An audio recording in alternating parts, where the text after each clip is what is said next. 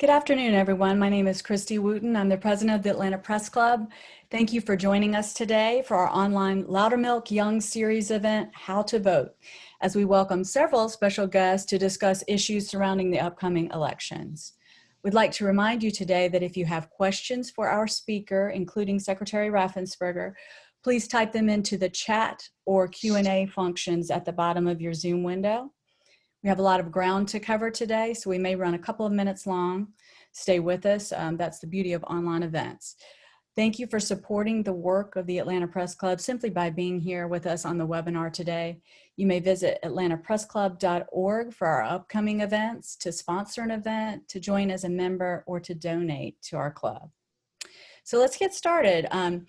First, today we've asked Mark Nisi, Georgia government reporter for the Atlanta Journal-Constitution, to moderate our program. Mark has covered voting rights, elections, and Georgia government for the AJC since 2017. He previously covered DeKalb County corruption investigations and the Atlanta Public Schools cheating scandal. Before coming to the AJC, he worked for the Associated Press, and I hear he was in Honolulu for a stretch. I'm jealous about that. Thank you for being here with us today, and welcome back to Press Club, Mark. Thanks for having me. I look forward to this election season. It'll be so interesting to see how voters and election officials respond and how we'll be able to get in our ballots and make our voices be heard in this important election. Great, so we can move on now to the introduction of the Secretary. Sure.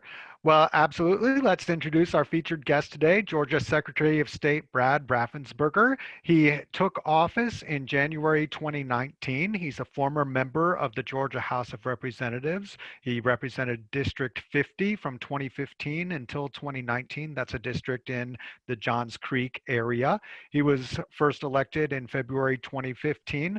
Please welcome Secretary of State Brad Raffensperger, who will share his brief remarks opening this forum. And let me just say, there will be an opportunity to ask questions at the end, and we're looking forward to hearing from the Secretary to help give us some good information about how to vote this election year.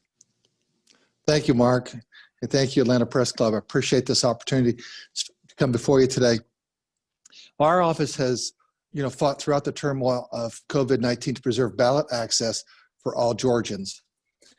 Georgians were able to vote, as always, in person on Election Day, in person on early voting, and also by absentee ballot. Though counties are responsible for actually running elections and managing the absentee ballots, I have and I will continue to help and support county officials as much as we can. We have a very robust plan of action for the November election cycle. We created an online absentee ballot portal for voters to request absentee ballots in November that takes less than 30 seconds to use it. We mailed absentee ballots to over 500,000 voters that were on the rollover list. Those are the folks that are 65 and older or have an underlying health condition. And last week, we began the first mailing of 1.1 million absentee ballots that were sent out last week. We have requested by voters by the 104 counties that opted in before Election Day. We also passed rules that allowed the use of absentee ballot drop boxes and allowing counties to begin scanning those ballots up to 2 weeks and a day before Election Day. Then we followed that effort by encouraging and coordinating with the private sector to sponsor the cost of additional absentee ballot drop boxes around the state. And we're really grateful for that support. We passed a rule lowering the sensitivity thresholds for the hand-marked absentee ballots scanners to provide greater leeway and more accuracy in counting the votes cast on the hand-marked absentee ballots. We also clarified the absentee ballot instructions to make it clear that voters should fill in the full oval in their absentee ballots to reduce kickouts and hand review by the adjudication committee to reduce the results reporting time. We are projecting record turnout this fall. So we dove headfirst into helping counties with poll worker and tech worker recruitment. That included a launch of a very successful campaign in partnership with over 50 organizations. That includes the Georgia Chamber and also the U.S. Election Assistance Commission to recruit and refer to counties thousands of poll workers for election day. And right now, we are well on our way to hitting our goal of 25,000 new poll workers. We're also reaching our precinct for election day, and we're now up to. So working with our Georgia business partners, they're going to provide plexiglass dividers to poll workers, provide them with extra protection from COVID-19 at the ballot box. GMA, they've just been tremendous. They've been a fantastic partner. They provided 180,000 masks, 46,700 face shields, 4,700 packages of gloves, and 10,100 boxes of disinfecting wipes. And we also ordered 11,000 gallons of made in Georgia hand sanitizer to distribute to the counties. But knowing that many voters, this could be your very first election, and this definitely will be your first COVID-19 election, we understand how important voter education is. So we partnered with MTV and numerous other companies and civic groups to promote Vote Early Day, encouraging Georgians to cast their ballots early. We expanded social media reach to new platforms to reach new and diverse groups and provide them with important election updates. And we're going to be spending millions of dollars on ads to encourage voters to submit absentee ballots early, focusing on local TV and radio, including high school football programming. But we also realize that at the end of the day, training of our election officials and poll workers is key. It's how any organization goes from good to great. It's how you go and how you build remarkable, resilient operations. So the first thing that we did is we did a 360 on the June 9th elections. We provided every county an in-depth analysis and review of the June 9th precinct performance. That included an hour-by-hour check-in, a data review, so the counties can focus resources where they're needed most. We also provide the counties a cross-referencing polling location data with an MIT election tool by Professor Charles Stewart. That gives guidance to the counties so they can split precincts or reassign voters, whatever makes the most sense, but so we can reduce those long lines. We also have new software that will provide real-time data on technical issues at polling location around the state. We developed that, it's been implemented, and we're good to go for November. And that same software also includes a wait time monitoring tool to monitor wait times at the polls. And Mark, you'll have access to that also, so will voters. Then our training call to action has included expanding in-person poll worker training. We understand how critically important that is, so do our election directors. Our election system vendor has really picked that up, and they've adapted that to the COVID-19 era. We reviewed the voter check-in interface and consolidated the precinct paperwork to make that smoother and make it actually run faster. We've added extra labels for the equipment and precinct cards just to improve that ease of use and minimize any poll worker confusion we might have. And then we've added additional hours of additional training videos for election officials. That included the streamlined processes and condensed forms. And of course, we've done in-person training around the state for county election officials, that they have the most accurate, up-to-date information on how to run elections in pandemic. Now, here's where I think I sound like a little bit like an infomercial like you see on those TV shows all the time. Because on top of all that, but what we've done is pretty amazing. We are going to have a statewide implementation of new voting equipment. We're going to have COVID-19 limitations, but we're also going to be ramping up statewide risk limiting audits faster than ever been done in this country before. It's taken other states 5 to 6 years. We're doing it this year. And I think that's really unheard of, but I think it's really important. So we had to develop new rules to conduct these risk limiting audits and set plans for the first statewide audit. I know it's ambitious, but I think now more than ever, it's a positive way to instill greater voter confidence in the reliability and accuracy of our elections in Georgia. Georgians will know that their vote counted. They will know that our elections are safe. They'll know that the process is uniform, it's dependable, and it's honest. And I think that builds confidence in the process. I am proud of the dedication of our team and proud of all the hard work that our election directors and election officials are working overtime to make sure that we all have a successful November election. So thank you, Mark, for allowing me to do some open comments. Absolutely. Yeah, and I think we have a video that we're going to show ahead of the question and answer segment. So let me pull that up now.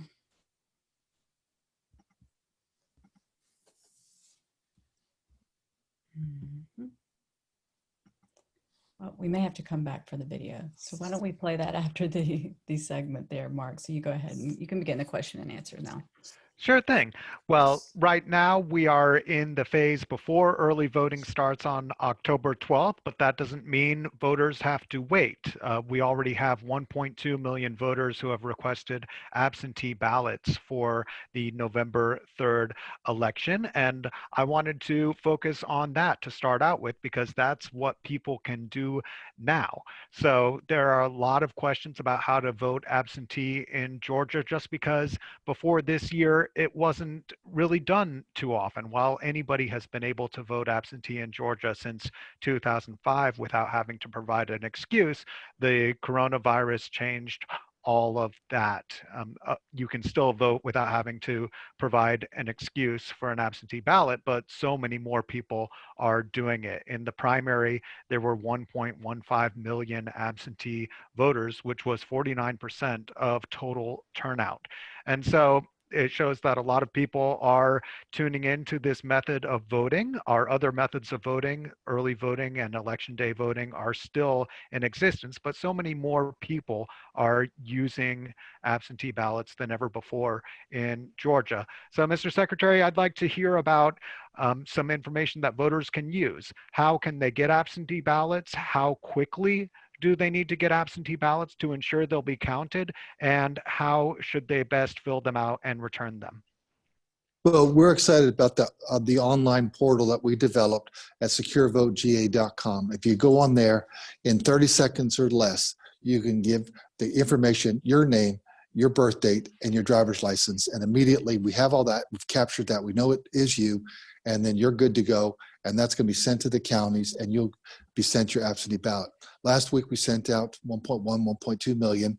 I had a couple calls from friends. I haven't got it yet. They got it today.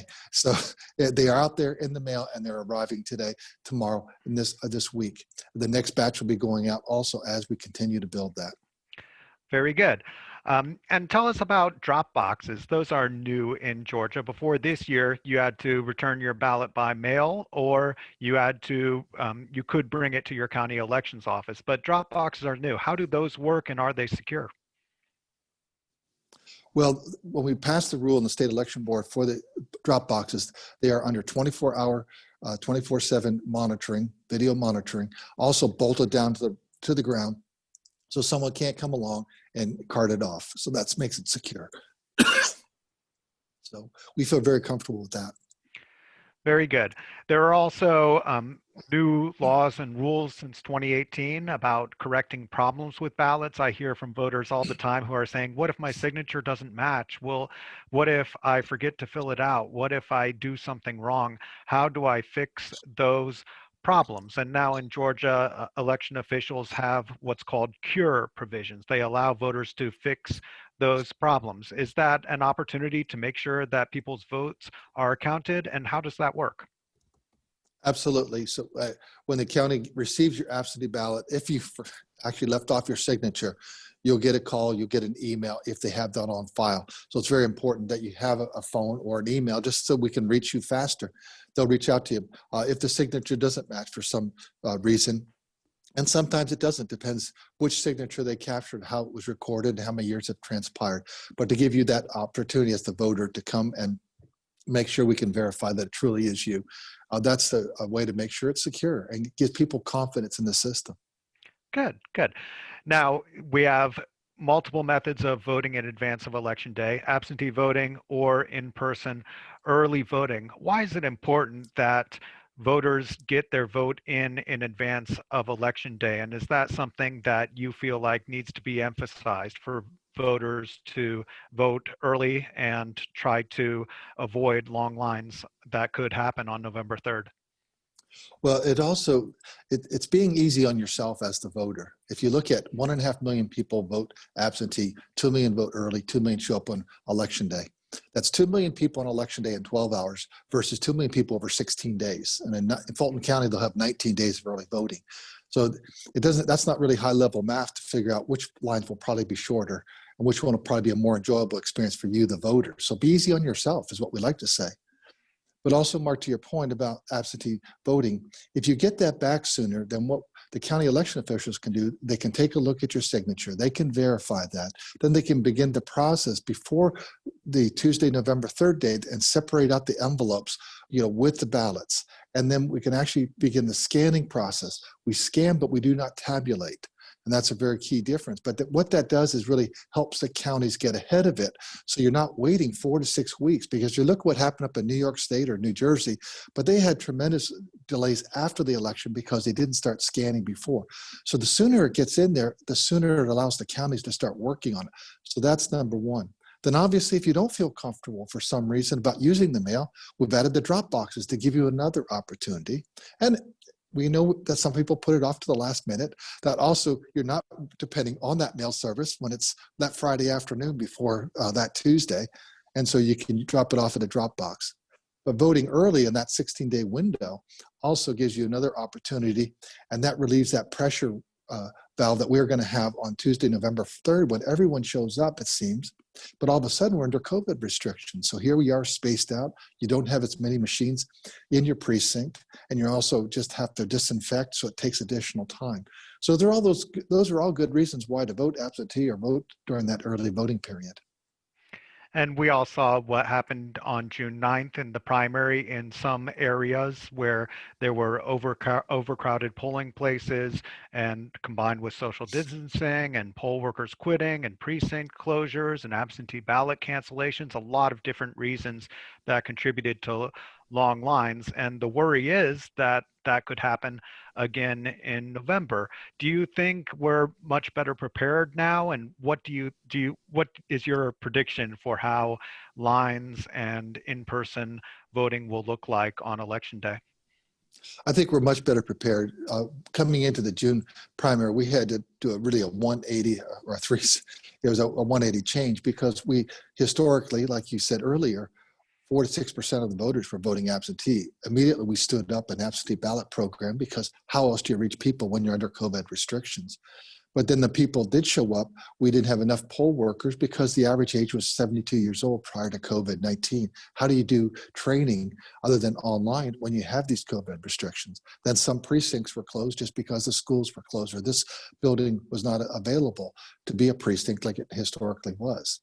So all that came together. Now the counties have had a lot of time, to work on that. And I think one county in particular that I think you were alluding to was Fulton County. To that, the county manager, the county commissioners, all coming alongside their election director and their election office, because they want to, come alongside and be a positive, proactive partner to make sure they have a smoother election cycle. So I feel like we're in a much better place now than we were, obviously, back on June 9th. Very good. Before we move forward, Christy, it's possible to show that video of the new voting system. Is that ready?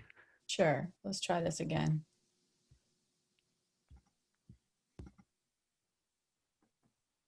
We'll present this now.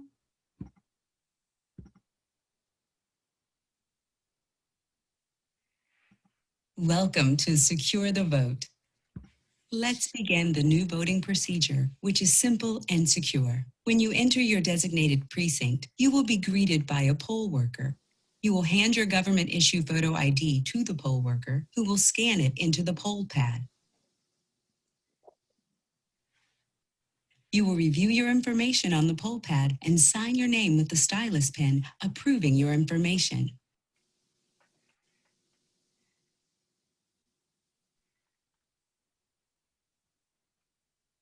The poll worker will return your ID. After the poll worker confirms your information, you will receive a voter card. Now you are ready to vote. A poll worker will then direct you to a touchscreen and printer in your private voting station. To begin voting, you will insert your voting card arrow side up into the bottom area of the touchscreen. The touchscreen will prompt you in the lower right through the ballot. Use your finger to make your selections. At the end of your ballot, review your selections. Press print on the touchscreen and your ballot will print within your voter station. Take time to review the printed ballot. Remove your voting card and walk to the polling place scanner. A poll worker official will be standing near the sealed scanner to assist if needed. A screen on the scanner will show you how to insert your ballot. You have cast your ballot. Turn in your voter card and receive your voter sticker. You can proudly wear that sticker knowing that your vote was cast securely. If you need assistance with any steps, poll workers will gladly guide you through the voting process.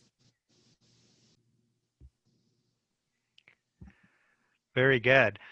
So that leads into our next section, talking about in-person voting and the voting equipment that we have in our state, rolled out statewide for the first time in the primary, and it'll get a lot of use in election day and early voting for the general. We heard a lot in the primary about difficulties with the voting equipment, and there was a lot of debate about whether it was poll worker training or how just hardships operating the equipment.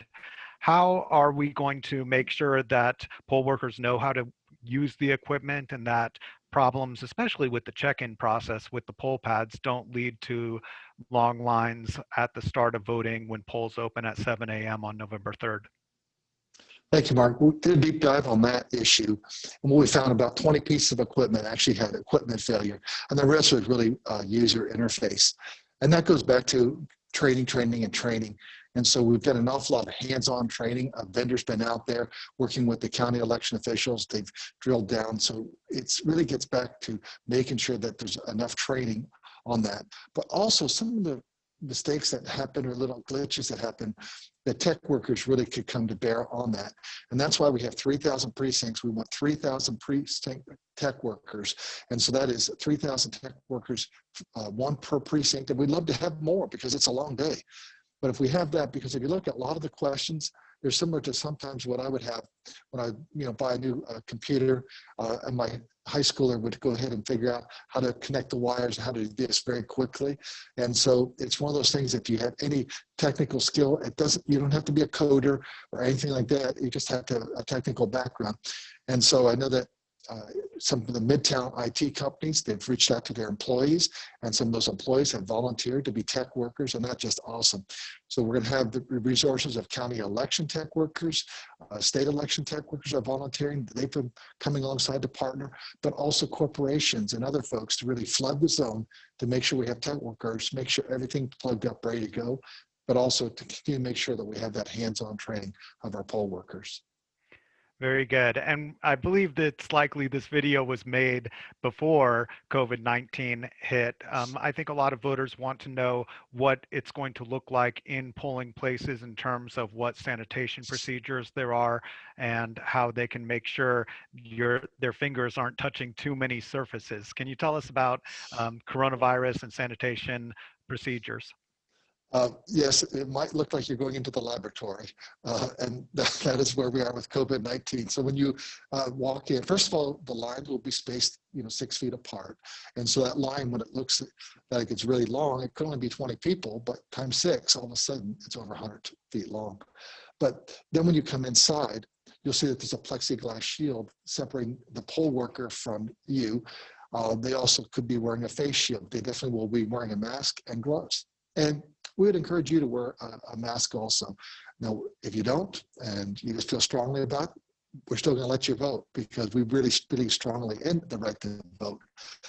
But if you think about, your poll worker who could be over 65, still volunteering to do this because they're so dedicated to the cause. If you wear them, I'm grateful for that. But then also we'll be disinfecting the machines in between the use. We'll be giving you styluses that are disinfected, so you don't have to touch things. It'll be clean, machine will be clean, so that we make sure that we make it as healthy and safe as possible. We'll have hand sanitizer for you. We'll also have wipes to, offer that to you, but also to all the poll workers. And styluses too?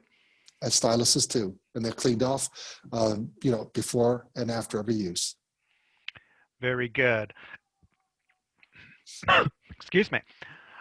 So we have a lot of questions coming in, and I certainly have my own, but I want to satisfy what the audience wants to know. When the touch screens print out your printed out paper ballot, what do you see? What do you see your actual candidates and choices on there? How does it look so you can verify your choices? Right. It'll have your choice for who you wanted for president, who you wanted for U.S. Senate, and obviously we have two senators races that are going on right now.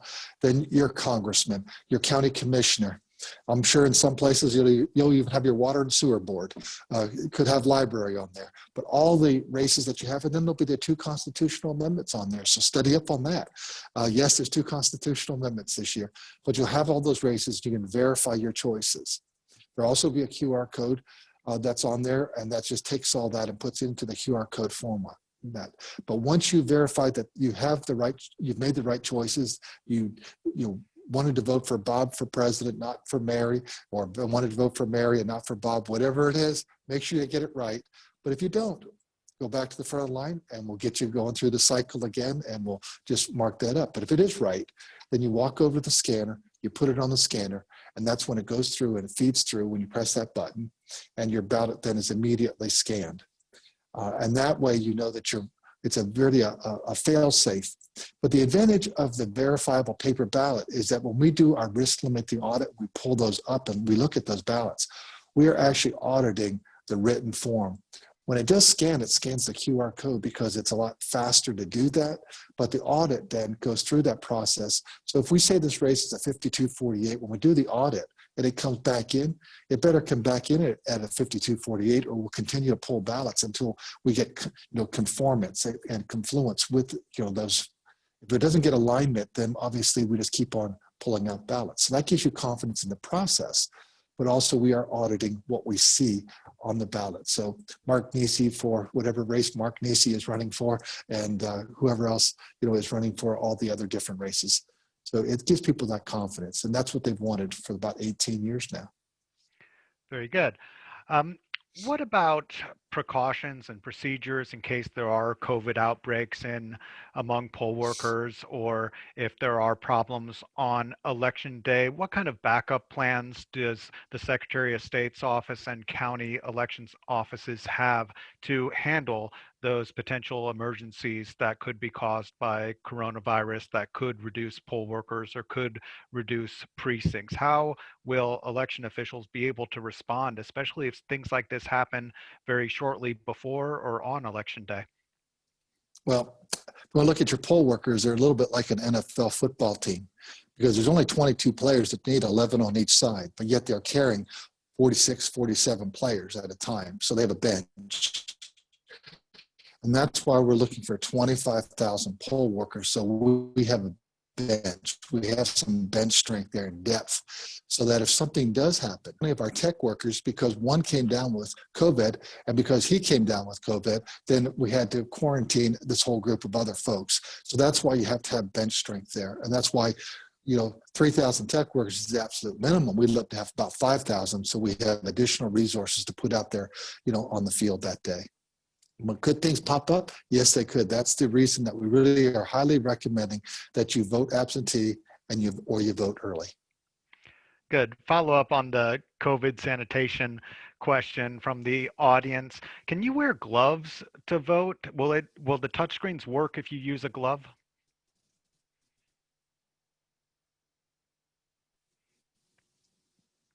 Yes, they will. Good. Because you can use a stylus also. Right. Okay, good. And then let's see what else. Oh yeah, here's a good question. The state election board passed a rule that allows absentee ballots to be processed 2 weeks and a day before election day, and that scans the ballot, but then they can't be tabulated or counted until after polls close. Can you explain the difference between processing and scanning absentee ballots and tabulating them? Why is there a difference? Why can't we count ballots ahead of time? And will this save time in reporting election results? Well, when you show up to vote in person, every day for the 15, 16 days of early voting, every day those ballots, or every time you put your ballot on there, it was scanned, but we did not tabulate it. Many people don't realize that. So what we've done is extended that same concept, that same theory, to the absentee ballot process. So in other words, they run through the scanner They are scanned, no different than what you'd have with early voting, but you don't press that button to tabulate.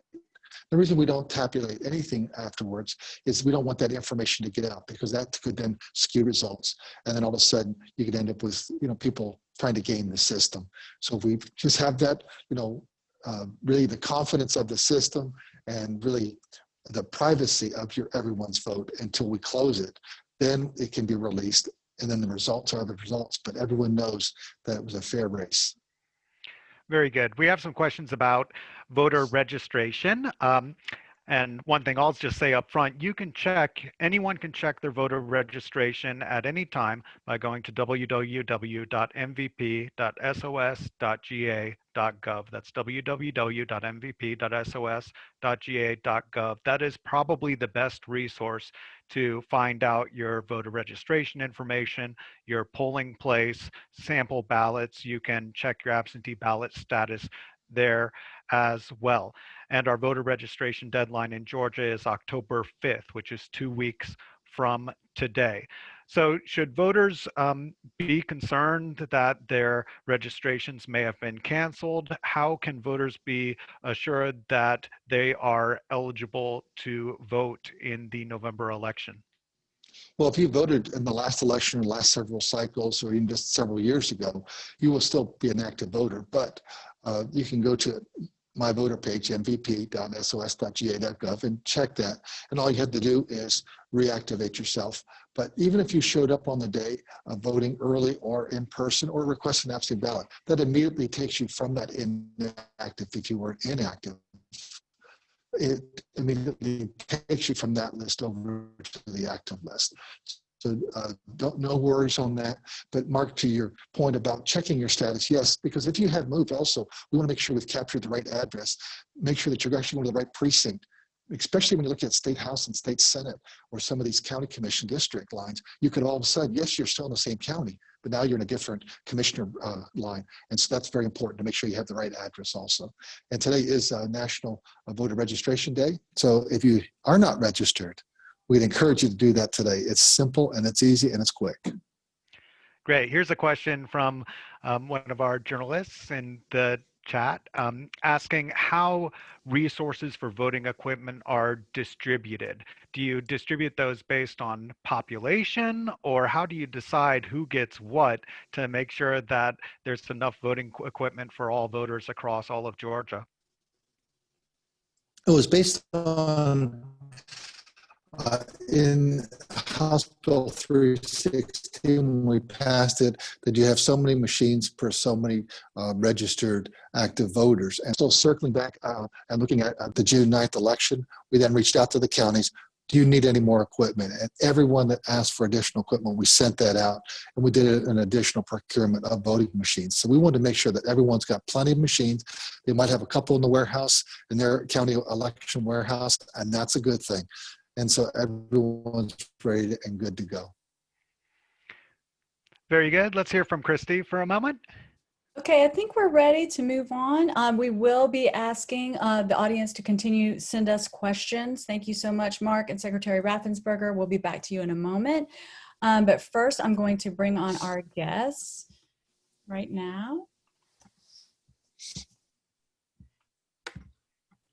who will be talking about what businesses in Georgia are doing to promote voting and voter participation and civic engagement. So first, I'm going to hand it back over to Mark, and he'll introduce our guests. Very good. Thanks, Christy. Let's welcome Betsy Armentrout and Jennifer Dorian, founders of GeorgiaVotingWorks.org. Can you tell us about what your organization does and why you founded it?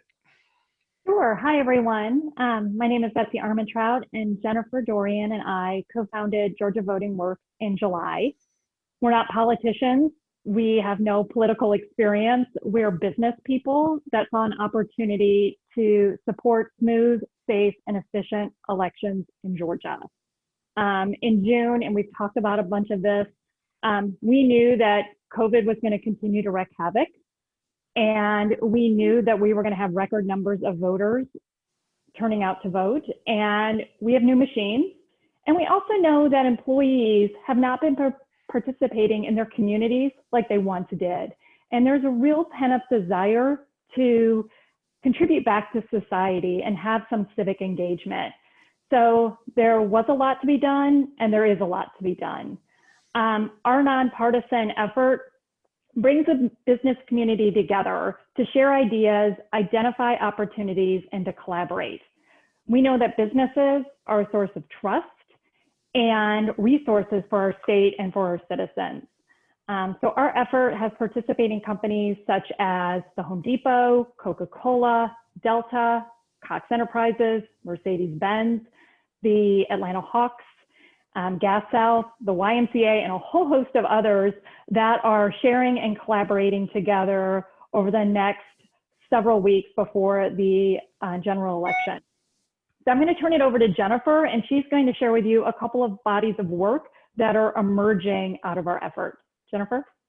Absolutely, yeah. Because the companies have jumped right in, and because the Secretary of State's office has been incredibly responsive and clear on how we can help, we have 4 areas that are tangible and urgent where we're helping out. We're tapping the business community for the technology support workers.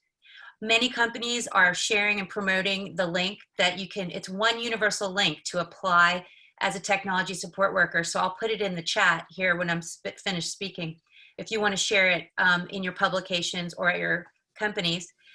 Second, we're in a very last minute effort to supply incremental ballot boxes in any counties that don't have them or ones that want to add to their ballot box capacity. Where companies will fund those ballot boxes and will place one urgent order. As the Secretary said, we're helping out with plexiglass countertop dividers for the poll workers' safety. Again, coming from the business community through donations of product and cash. And lastly, we'll be helping to spread the word for early voting and the importance of it and the ways that you can get it done. So we're finding the companies are a vital resource that can talk to employees as well as all Georgians. We've had 2 leading companies that have joined us from the very beginning and helped, I think, fuel this movement for civic engagement. And we have them here today with us, the Coca-Cola Company and the Atlanta Hawks. So we invited Monica Howard Douglas to come and talk about how their company is leaning in to help support this effort. Monica? Thank you. Good afternoon, everyone. Thank you to the Atlanta Press Club for hosting this event and for Georgia Voting Works, who invited Coca-Cola to participate. Also, thank you to Secretary of State Raffensperger for sharing that important information about voting in Georgia. I'm honored to be here today on behalf of the Coca-Cola Company to talk about what we are doing in this election season. The Coca-Cola Company believes that all Americans should have the opportunity to have their voices heard on Election Day. Civic engagement is not only expected by our employees, but it's also expected by our consumers. Especially given the challenges and uncertainties of the pandemic this year, we started receiving more and more feedback from the Coca-Cola employees asking that the company provide Election Day off so that they could more easily exercise their rights to vote and volunteer in their communities. So on June 30th, we announced to our associates that the Coca-Cola Company will make Election Day an additional paid holiday for all US-based employees. This is the first time in the United States that Election Day will be a paid holiday for us. Making this decision is just one of the important actions we're taking to live up to our company mission. All of us at Coca-Cola are driven by a belief that we have a responsibility not only to refresh the world, but also to make a difference and help impact important issues in our country. This extra time off will provide Coke employees across the country with the flexibility to vote whenever it works best for them.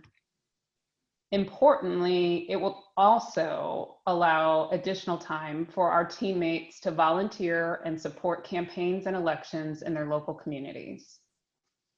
Offering Election Day as a paid holiday is just one way we are supporting our employees' right to vote. Secretary of State Raffensperger, I know our North America president sent you a letter in August offering the company support in any way possible to ensure positive experience for voters across our state, given our employees' interest in helping to ensure a successful election day. We are excited to have joined the nonpartisan Georgia Voting Works and Business of America's Operation Vote Safe Business Coalitions to help ensure the 2020 election is safe, secure, and accessible to all.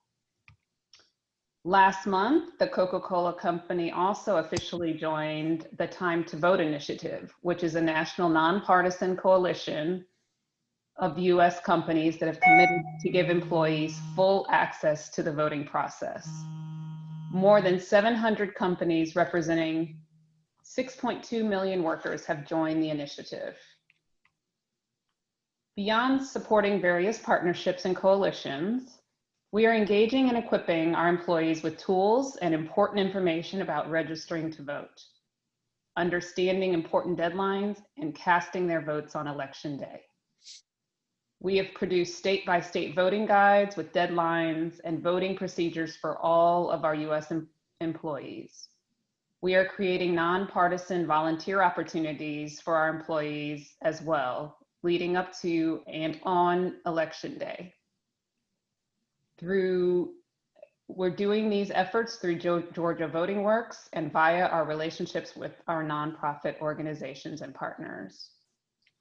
As a company that has been proudly based in the United States and in Georgia for more than 130 years, we firmly believe that supporting efforts to ensure all Americans exercise their right to vote is fundamental to the strength of our democracy.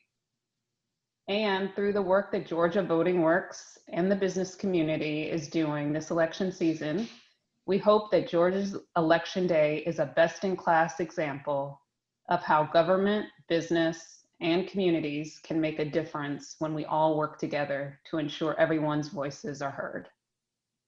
Thank you. Absolutely. Thank you, Monica. The company is leading the cause. It's really a national movement, and we're so proud that Georgia companies are jumping in. We turn our attention now to the Atlanta Hawks, and they are the first team in the NBA to make some big supportive moves. So Melissa, tell us all about that. Melissa Proctor, the CMO for the Hawks. Thank you, Jennifer. Well, we here at the Atlanta Hawks and State Farm Arena believe our organization exists to be a community asset.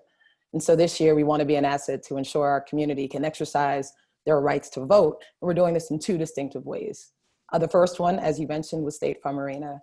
As you know, many of you may know, earlier this summer, the Hawks announced a partnership with Fulton County to create the largest ever voting precinct at our award-winning State Farm Arena.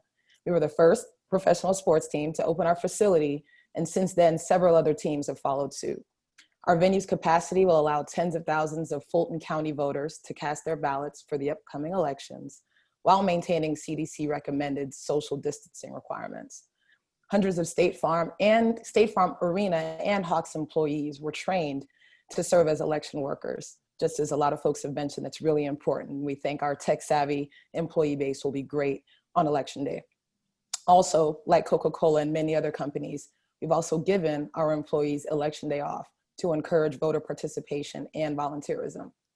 We initially opened our doors in late July for the primary runoff elections, where more than 2,500 voters came to vote at the arena, utilizing 100 voting machines over the 3-week period. Now for the November general election, we're back at it. From Monday, October 12th through Friday, October 30th, the precinct will be open 7 days a week throughout the early voting period. This time we will have 300 voting machines placed around the arena to facilitate voting and maintain social distancing. A unique element for voting at State Farm Arena is our exclusive Peachtree basketball voting stickers. You know, the other ones are awesome, but ours are even better. And we're gonna give these to all voters upon exit. And for the upcoming voting period, we're gonna also introduce future voter stickers for kids that come with their parents to engage the next generation of voters. Any registered Fulton County voter can vote at State Farm Arena during the early voting period from October 12th to the 30th. Also, another thing to note, parking will be available at no charge for voters in our Centennial Sapphire deck. And we have ADA mobility impaired parking also available at no charge on State Farm Drive. To assist in making the process even easier, MARTA has worked with us to reopen the Georgia Dome State Farm Arena, Georgia World Congress Center Station, so that folks can enter from MARTA directly into the arena. The most important thing to note is that State Farm Arena will not be open on Election Day, as all registered voters are required to vote in the precinct in which they live on Tuesday, November 3rd. For more information, please visit statefarmarena.com/vote. And all the information on parking, logistics, and everything you need in order to vote in the arena, you can find there. In addition to early voting in the arena, we are really excited to encourage voter participation through our Voters Win competition. So anyone who has a cell phone, please take it out right now. Do me a favor and text HAWKS to 26797. Please text HAWKS to 26797. So the Hawks have partnered with the Golden State Warriors, the I'm a Voter platform, and the Good Trouble campaign to launch the Voters Win competition, where the Hawks are going head to head with the Golden State Warriors to make the most fans pledge to vote this election. To participate in the competition, all you have to do is exactly what you just did, text HAWKS to 26797. And when you go there, you can register to vote or check to see if you've registered, as well as receive voter education resources and information about the candidates and elections. The competition will actually mirror an NBA game and will feature 4 quarters, allowing one winner at the end of each quarter. Our Atlanta Hawks have won the first quarter. And for people who win, for the teams who win, you will receive the John Lewis Good Trouble Trophy in honor of John Lewis, the late civil rights icon. The last quarter of Voters Win competition will end on Election Day, November 3rd. And for more information on Voters Win, please visit hawks.com/vote. Through both of these initiatives, we are engaging our community and our employees to get out and vote. Lastly, a big thank you to you, Jennifer and Betsy, for connecting with us to join forces to support Georgia Voting Works. And thank you to the Atlanta Press Club for this opportunity. Well, thank you, Melissa. Thanks for being the first company that got us rolling. I just want to say one last thing for us in closing, that we have a meeting for interested companies who have not yet learned about us, Friday the 25th at 9:30 a.m. on Zoom. I'll put that in the link. Thank you. Thank you. Thank you, everybody. That was really good information. We also have some resources now for young voters. Some of these you may have heard of. Obviously, Rock the Vote has been around a long time. Just Vote by Global Citizen and Headcount are active in making sure that young people have a portal where they can find resources that will lead them to their correct voter registration portal in their own state.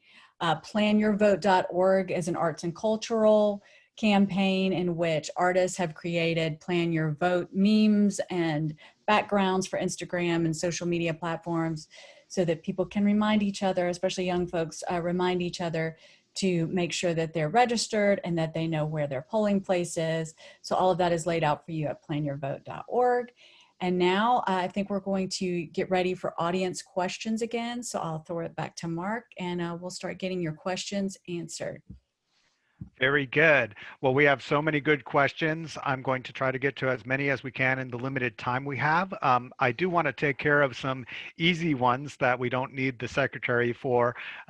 One of the common questions is how to track your ballot. The best way to track your ballot is on the My Voter page at www.mvp.sos.ga.gov. It will show the date your absentee application has been accepted, the date your ballot has been issued, and the date that it is recorded as having been received by your county's elections office.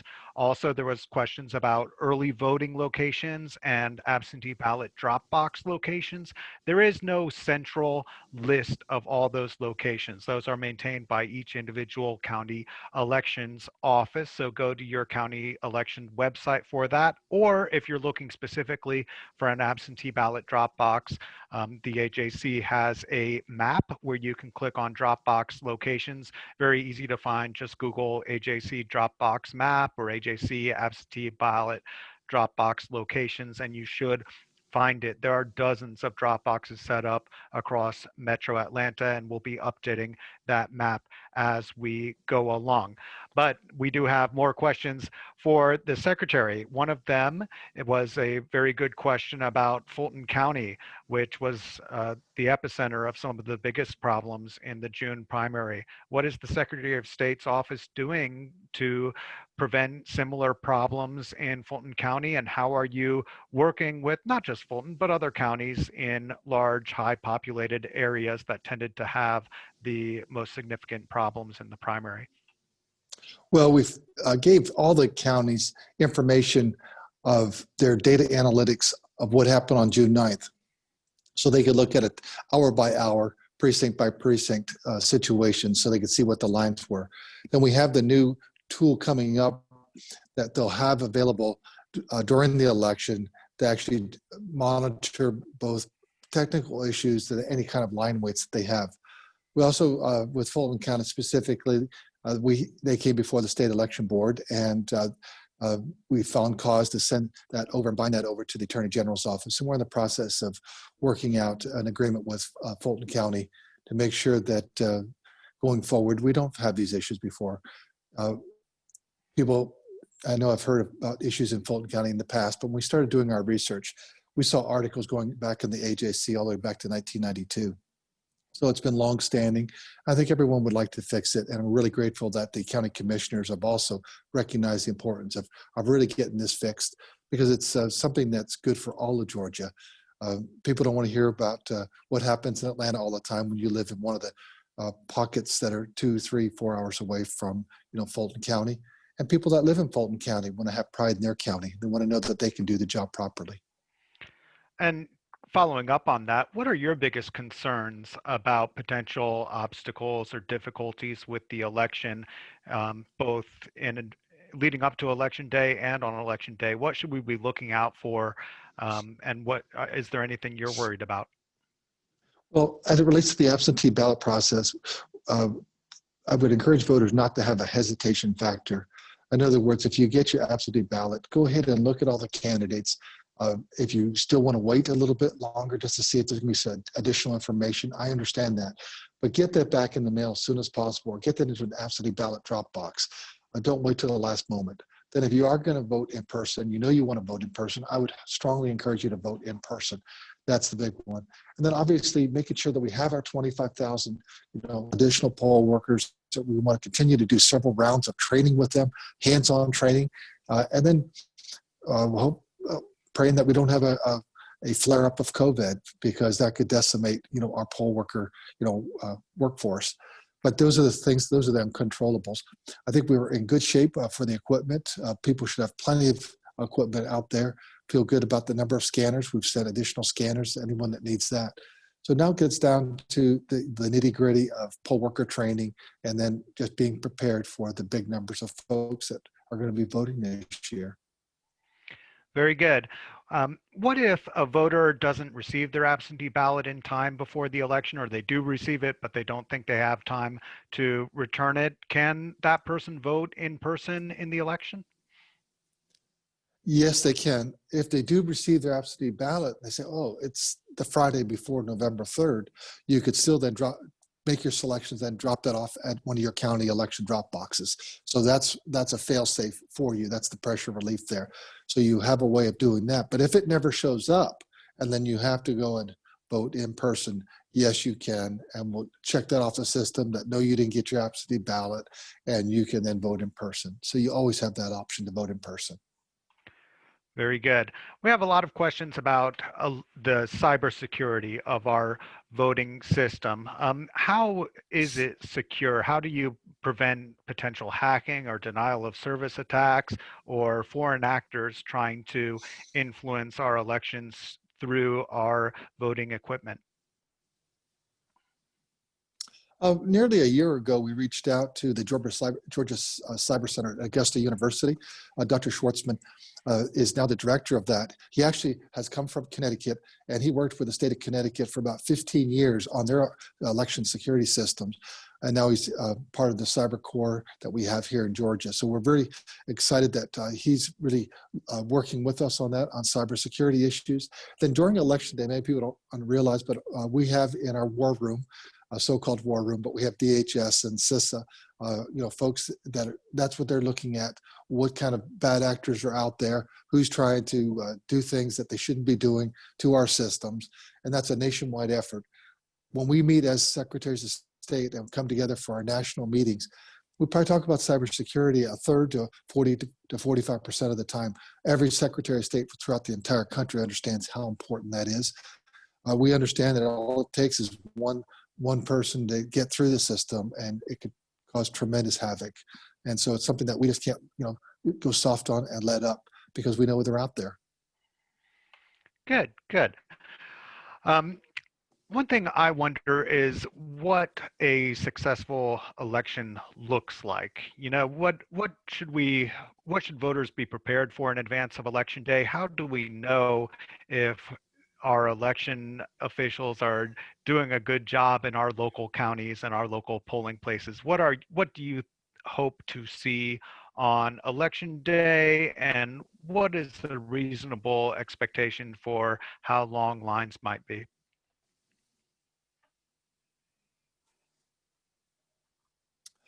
Well, lines, we don't want any line to be longer than an hour, preferably we love them to be, less than an hour, 30 minutes is best. But that said, you go back to the June 9th election, 139 counties started at 7 a.m. and finished at 7 p.m. So those counties had great success. And yet, if you reached out to those 139 counties, did you have a perfect election? They'd probably say, no, we didn't have this, but this system, this happened here and this happened there. Different things happened to the day, but they worked through it. And they started at 7, finished at 7.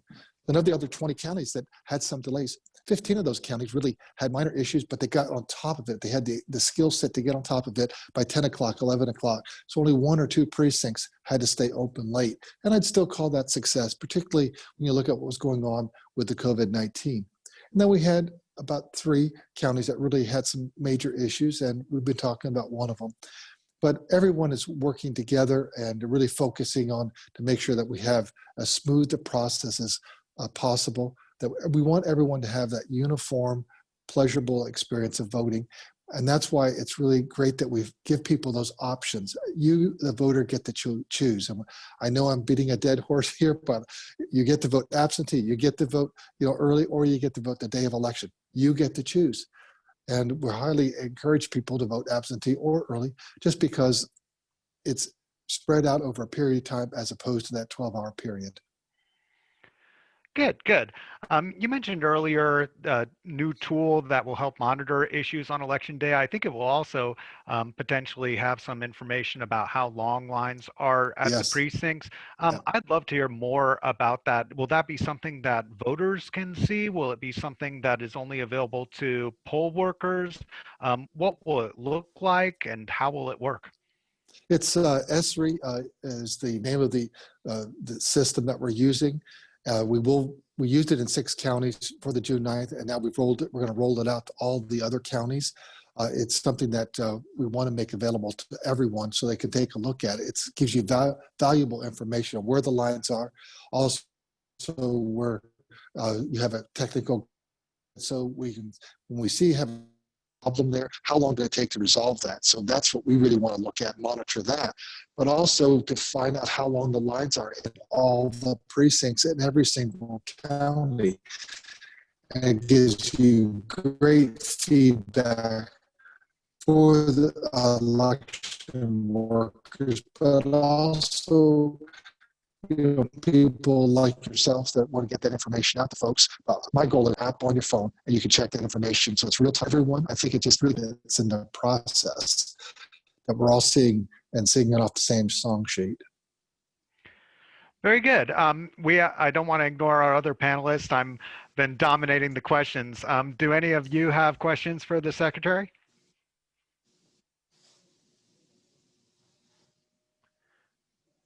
No? We do have time for a couple more audience questions. So if you were someone who didn't, we have a really large volume of questions today. Thank you so much for all these great questions.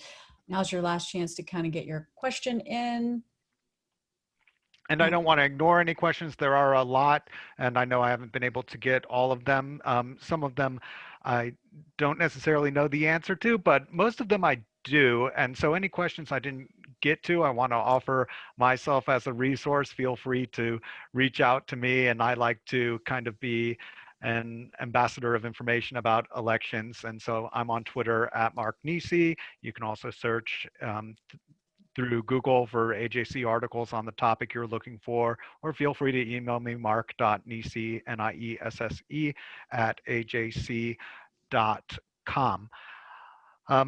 So I'm just looking at other questions. Yeah, poll worker recruitment. We've talked about that a good bit.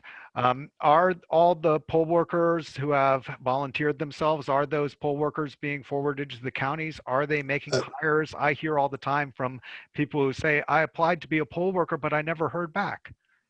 Well, some of the counties say that they're in good shape, but we continue to get those names. We send those out to the counties. There's 159 counties, and sometimes we don't know who today.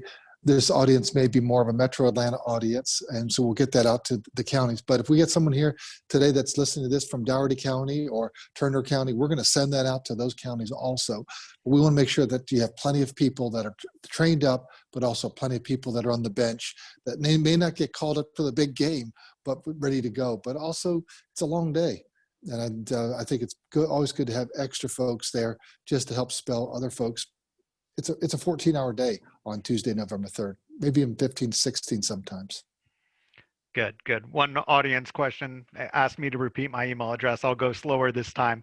It's mark.n as in November, IESSE at ajc.com. That's my first name dot last name at ajc.com. You know, most of my job is writing news articles and interviewing people, but it's also responding to emails and helping voters. I think that's a good thing that we can all agree on, that voters should have information, and perhaps the better informed voters will make better choices and also help their neighbors figure out how to navigate our voting system.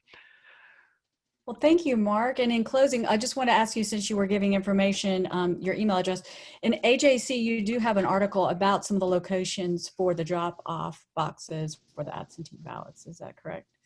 That's right. And it includes a map that you can click in, and zoom out to see the absentee ballot drop-off locations. We will be updating it as more drop-box locations come online. You can see just yesterday, we updated the map with additional locations in DeKalb County and Gwinnett County. Gwinnett County, all of their libraries have absentee ballot drop boxes now. And I believe DeKalb County has about 15 or so drop box locations. Fulton currently has 20, and they're adding 19 more soon. Those new 19 more Fulton locations will be added to the map when they are ready to go. They're not online just yet, as far as I can tell, but we'll keep updating that. And we're also adding more counties outside of the core Metro Atlanta. We're adding Douglas County to that map. We're adding other counties like Rockdale and Paulding, perhaps. We want it to be a good resource for voters to be able to get their votes in. Great, thank you. Well, thank you everybody for supporting the work of the Atlanta Press Club by being here today. We thank Mark especially for moderating the conversation, and special thanks to Georgia Secretary of State Brad Raffensperger today for joining us. Thank you for taking the time. Betsy Armentrout, Jennifer Dorian, Monica Howard Douglas, and Melissa Proctor, thank you for the work you're doing with the business community to support voter participation. Join us for the rest of our voter education series. If you go to atlantapressclub.org, we have a few other events coming up, including on September 29th, we will discuss the proposed constitutional amendments and referendums on the ballot in Georgia. And on October 7th, we will be discussing voting rights, voter protection, and staying safe at the polls with some last minute COVID-19 protection resources there. Please note that today's event will be available to view online later. If you want to learn more about the Atlanta Press Club, register for upcoming events, sponsor events, join as a member, make a donation, visit our website, atlantapressclub.org, and this event will be on YouTube later. Thanks again for joining us, everybody. Great information. And go vote. And if you're not registered, do it today. Today is National Voter Registration Day. Thank you, everyone.